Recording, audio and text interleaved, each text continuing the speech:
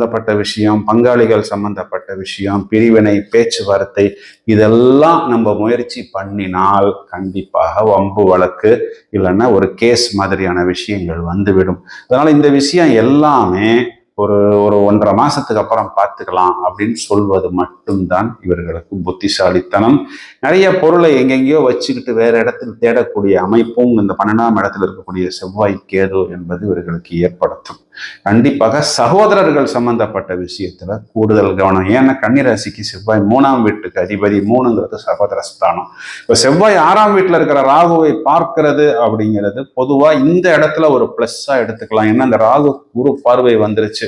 அப்போ 6ஆம் இடம்ங்கிறது 10க்கு 9ஆகவும் 9க்கு 10ஆகவும் வர்றதுனால தொழில், உத்தியோகம், வருமானம், அதாவது போட்டி தேர்வுகளில் வெற்றி, இதெல்லாம் நல்லா இவர்களுக்கு ஏற்படக்கூடிய காலகட்டம்.